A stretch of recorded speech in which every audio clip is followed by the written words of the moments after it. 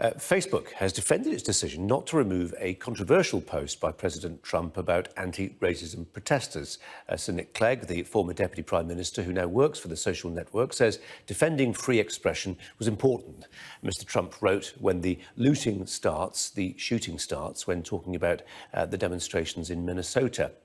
Should social media firms censor posts? It's a question we've often put. And let's try it again with Tristan Hotham, who's a researcher of social media and politics, who joins us now. Tristan, welcome to you. It's undeniably the case, isn't it, that Facebook, certainly compared to Twitter, is emerging as a sort of tribune for, if not libertarianism, then a laissez-faire view of how social media should operate?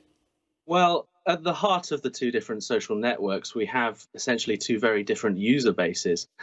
Facebook is generally older and more right-wing, and Twitter is generally more left-leaning and younger.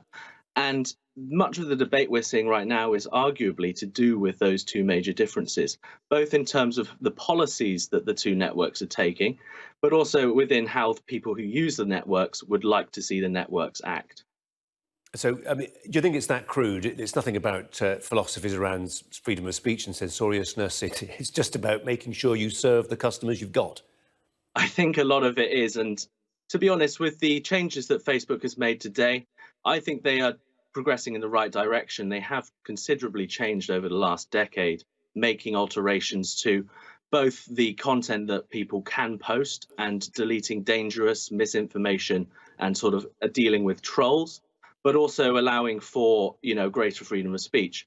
And partly this is due to the fact that Facebook obviously is a much bigger network. It has more people of different varieties than Twitter. And when it comes to targeted advertising, we see that Facebook has a lot more to deal with because millions and millions and millions of dollars and pounds is spent on there during election season, whereas Twitter, who recently banned all political advertising, is barely used. And so there is, I think, a sort of economic element there as well. Yeah, so on those changes at Facebook, an election advertising opt-out, and they're also talking about a voting or a voter registration drive as well to encourage more people to actually get out and vote. So I really welcome this voter registration drive. Some of the best research we have on Facebook shows that the sort of social nature of the network, you promoting to people to go and vote to your friends, really does work. So I think that this is a really positive development, and Facebook should be thanked for doing things like this. In terms of the opt-out system, I've seen many people complain that it should be opt-in, akin to a sort of donor system. But really, that comes from a quarter of people who don't like political advertising at all.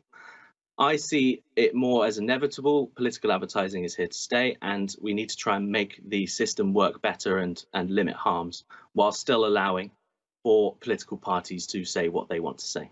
Yeah. Tristan, you don't think that maybe from Facebook's perspective they are storing up trouble for the future? I mean, if they are seen as people who've permitted a certain version of the news to come out, if they're seen as being overly sympathetic, for instance, to allowing President Trump to have a voice that some people feel he doesn't always deserve to have, is there a political rebound at some point in the future when there's a different party running the White House and Congress? I think the issue for Facebook at the moment is they need to go further in terms of allowing research tools to hold to account all of this state and activity, nefarious state activity and bots and trolls. They need to actually enforce their own rules, and Facebook does actually have similar rules on sort of dangerous content as Twitter. It's just with the case of Trump that they're not necessarily enforcing them the way they should. So I think that Facebook is probably looking at the 2020 elections, trying to sort of stay on the fence as much as they can.